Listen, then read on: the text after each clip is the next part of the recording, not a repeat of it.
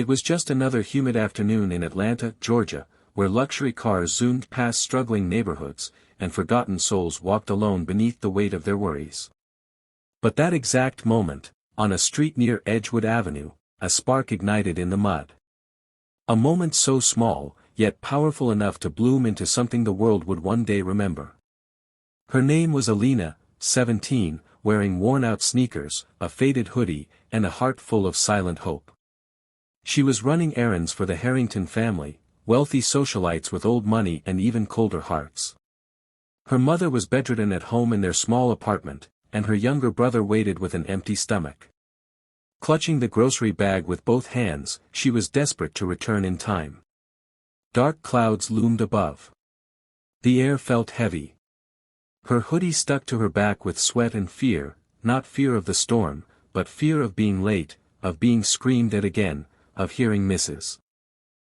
Harrington say she was barely worth the dust under her Jimmy Choos. And then it happened. A glossy black Mercedes SUV flew by through the flooded curb. Splash! A tidal wave of muddy street water drenched her from head to toe. The bag slipped from her hand. Tomatoes rolled across the pavement. Her shoes squished with dirt. Her entire body froze, drenched, humiliated, shivering. Inside the car. Mrs. Harrington. She didn't even stop. She glanced in the rearview mirror and laughed. People walked by. Some slowed down, glanced at her, and kept going. Not one person stopped to help. Not one. Alina stood in that muddy puddle like a statue, cheeks flushed, body trembling, not from the cold, but from shame. Her hands slowly reached to collect the groceries, now covered in dirt. That's when a soft, warm voice broke through the silence. "Sweetheart, are you all right?" It was an elderly woman, holding a floral umbrella over Alina's soaked body. She wore a long gray coat and had soft wrinkles, silver curls, and kindness in her eyes. Her name was Mrs. Evelyn Carter, a retired teacher who lived down the block. Alina tried to speak, but only a whisper came out, "I'm okay." But her hands wouldn't stop shaking. Mrs. Carter insisted on taking her in. They walked 2 blocks to a small, tidy house with potted flowers on the porch and books stacked on every shelf. Alina hesitated at first, but Mrs. Carter brewed her warm chamomile tea, handed her a towel and clean clothes, and didn't ask questions that would make her feel small. Alina finally opened up. Her voice cracked under the weight of months of pain. "I work for them. I need the money. But they treat me like garbage. Like I don't even matter." Mrs. Carter didn't scold or pity her. She poured more tea and said softly, "Sometimes, the world forgets that all hearts beat the same. But you, my dear, are not who they say you are. You're who you decide to become." That sentence stayed with Alina. From that day, something shifted inside her. Mrs. Carter offered her part-time work, cleaning the study, helping in the garden. But more importantly, she offered her something Alina had never known before, respect. Every evening, Mrs. Carter taught her to read, to write, and most importantly, to dream. Weeks passed. Then months. Alina's eyes brightened. Her walk grew more confident. Her laughter returned. She started helping others too, delivering food to a disabled veteran down the street, reading to kids in the park, organizing old coats for the homeless during the winter. One sunny afternoon, Mrs. Carter handed her an envelope. "You've been accepted into a culinary training program. Full scholarship." Alina's hands shook. Her eyes widened. She had always loved cooking, learned it from her mom, but now she could actually turn it into something. She made a quiet promise that day. "One day, I'll open a place where everyone is treated with love.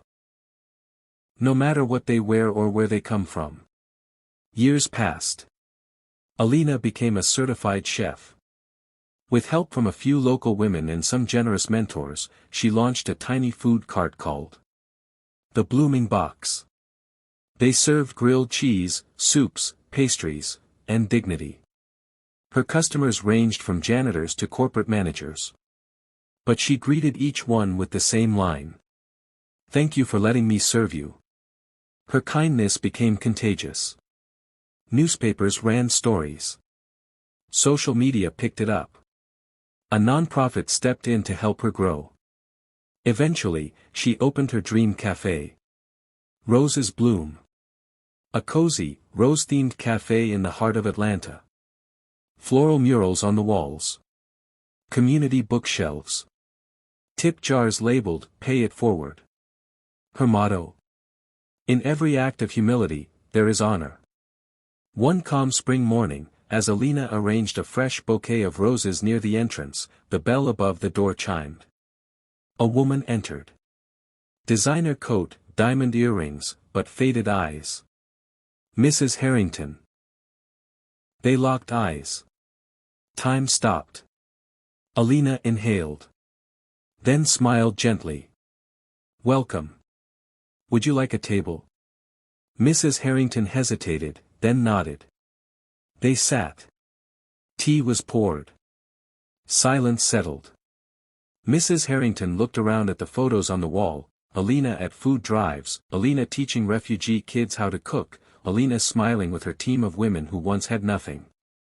She whispered, almost choking on the words. "This is all yours." Amina nodded. "With a lot of help, and a little mud." Mrs. Harrington's voice cracked. "I'm sorry, for that day. I was careless.